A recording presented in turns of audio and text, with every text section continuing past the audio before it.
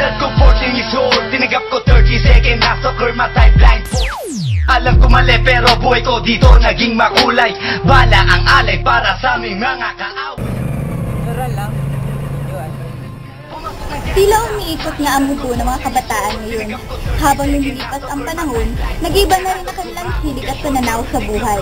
Nagsisilayan ang lahat kung paano pumalat ang tahan sa kanilang mga kamay. Tila walang pili, matanda man o bata, handang gawin ang lahat para lamang maging in at makasunod sa uso. Ano nga ba ang magagawa ng isang magulang para sa kanilang anak? May pag-asa pa ba ang mga kabataang itutungo sa mga dambuka? Ating tunghayan ang istorya ng buhay ng isang binata minsan na nalihis sa kanyang landas. Alamin natin ang kwento ni Laulaw. Ano ang pangalan sa inyong grupo? Sa kong grupo ang Adi sa Leandro. Ano ang ilisuha ng blood? Third year ako nag-isip. Kaya, immature po ko sa una. Di pa na ako kumul. Di pa na makaya mga nila ko sarili. Nadala lang ko sa mga batadag ko. Influence.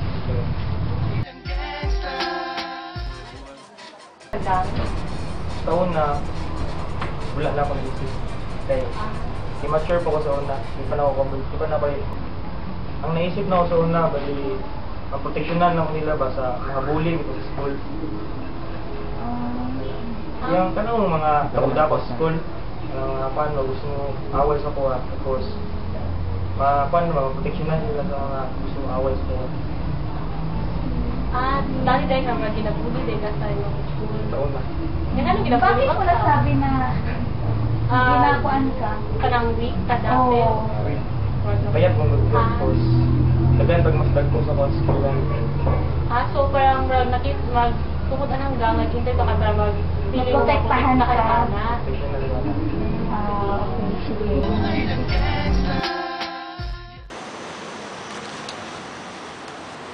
Anak, saan ka galing? Anong barkada? Sumasali ka ng ganga? Ay, tarantado pala. Umayas ka! Umayas ka!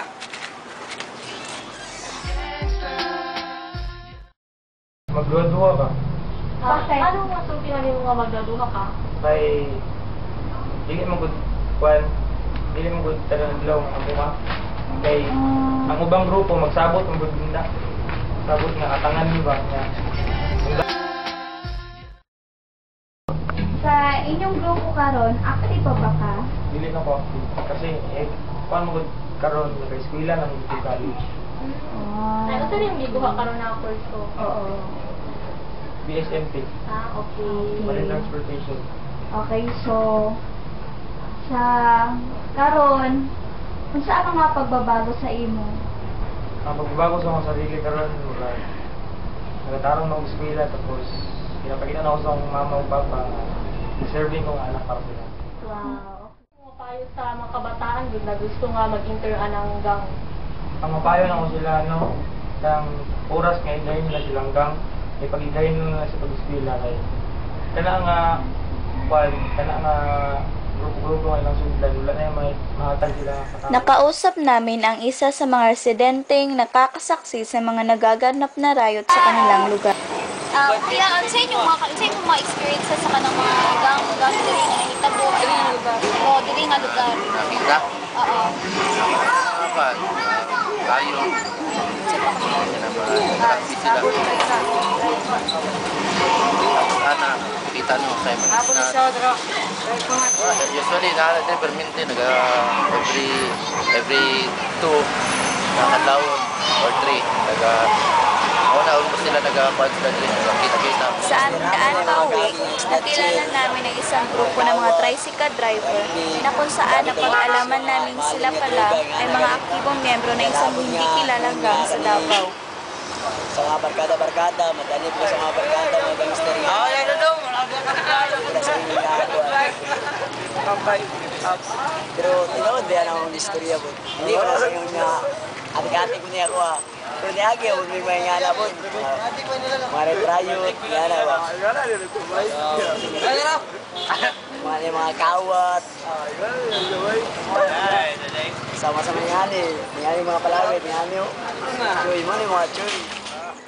Ayon sa Republic Act No. 9344 o Juvenile Justice and Welfare Act of 2006, nakasaad dito na ipinagbabawal ang pagkulong sa mga batang sakot sa anumang krimen, lalo na sa mga batang edad 18 pababa. Sila ay pinagbibigay bahala sa ikinauukulan gaya ng DSWD. Okay. Go. Hanggang kailan kaya ito mabibigyan lunas?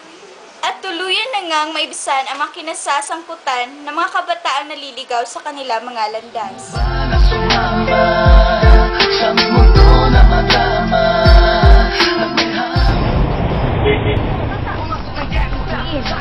At makasunod sa uso. Ano ang nararamdaman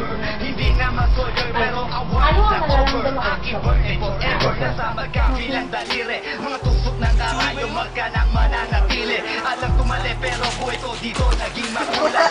Bala ang alay para sa aming mga kaaway. Ang mawala sa aming nga mahal ako'y nakahalala. May tempo ang kalaban ng ilang iituna. Pero ikaw muna ito ba'y katotohanan? Mabigat na kasalungan na habang pinaglalaban. At tuluyan na nga maibisan ang mga kabataang ay kinasasangkutan. Tulungan ng medyo ang peligro at basta sa buhay namin ay likat. Bawat suwang papatak, bala ang katumpa. Wala, saan ka galing na? Sasali ka ng ganga nga. Wala kas mo saan ng ganga?